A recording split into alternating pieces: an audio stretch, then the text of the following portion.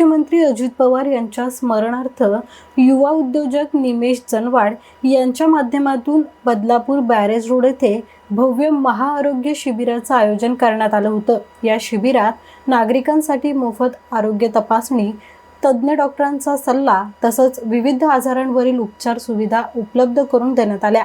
तसंच चष्म्यांचं देखील वाटप करण्यात आलं। यावेळी परिसरातील नागरिकांनी या आरोग्य शिबिराचा मोठ्या संख्येने लाभ घेतला। सर्वप्रथम तर मी महाराष्ट्राचे उपमुख्यमंत्री आपले अजितदादा पवार, जे कार्य धुरंधर, कार्य सम्राट, असे कित्येक त्यांच्यासाठी शब्द वापरावे तेवढे कमीच आहेत। कारण अजितदादा पवार हे महाराष्ट्राचे इतके मोठे व्यक्तिमत्व होते आणि त्यांच्या अपघाती जाण्याने या महाराष्ट्राचं इतकं मोठं नुकसान झालेलं आहे। बघा, हा मेडिकल कॅम्प आम्ही आधीच ऑर्गनाईज केला होता। या गणपती उत्सवामध्ये 10 दिवसात कुठेतरी मेडिकल कॅम्प करावा अशी माझी मनापासून इच्छा होती आणि शेड्यूल फिक्स नव्हतं।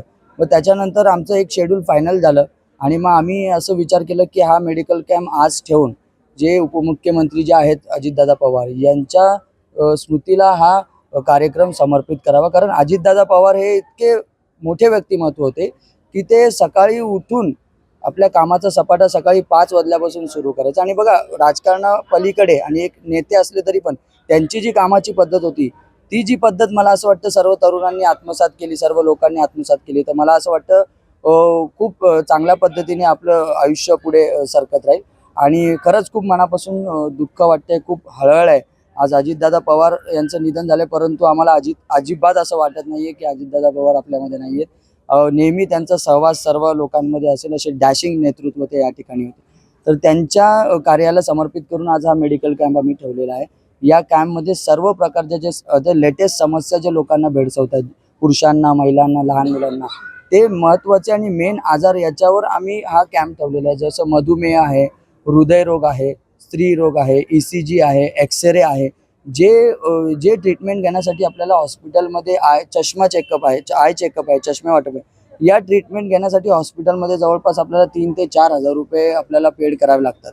परंतु आज या आरोग्य शिबिरामध्ये श्री आशीर्वाद हॉस्पिटल आहे यांचं सर्वात मोठं मोलाचं योगदान आहे आणि लक्ष आहे हॉस्पिटल आहे यांचं देखील खूप मोठं योगदान आहे। यांनी आमच्या या, खरं तर सांगायचं तर यांनी आमच्या या आरोग्य शिबिराला खूप मोठा हातभार लावलेला आहे। समजा एखाद्या जे चष्मे वाटप तर आपण ठेवलेलं आहे, फक्त आपण लोकांना रिडिंगचे चष्मे नाही देत आहे, म्हणजे 0चे चष्मे नाही देत आहे। एखाद्याला खरंच जर सिलेंड्रिक नंबर आहे, त्यांना नंबर आहे, तर अशा लोकांचं देखील चेकअप करून आपण त्यांना चष्मा प्रोव्हाइड करणार आहे। एखाद्या महिलेला समजा खरंच काही स्टमक इश्यू आहे, त्यांना समजा सोनोग्राफी करायची आहे, तर सोनोग्राफीला देखील तुम्हाला माहिती आहे की 2 ते 2.5 हजार रुपये खर्च होतो, परंतु ती सोनोग्राफी आशीर्वाद हॉस्पिटलच्या माध्यमातून आपण मोफत देणार आहे। एखाद्याचं समजा ECG केल्याच्या नंतर त्याचे सिम्पटम्स हार्ट रिलेटेड काही प्रॉब्लेम दिसत आहेत, तर अशा पेशंटला देखील हॉस्पिटलमध्ये नेऊन त्यांचा आम्ही उपचार या आरोग्य शिबिराच्या माध्यमातून करणार आहोत। असे अनेक जे समस्या लोकांना भेडसावत आहे, या सर्व आजारांना लक्षात घेऊन हा मेडिकल कॅम्प आम्ही ऑर्गनाईज केलेला आहे।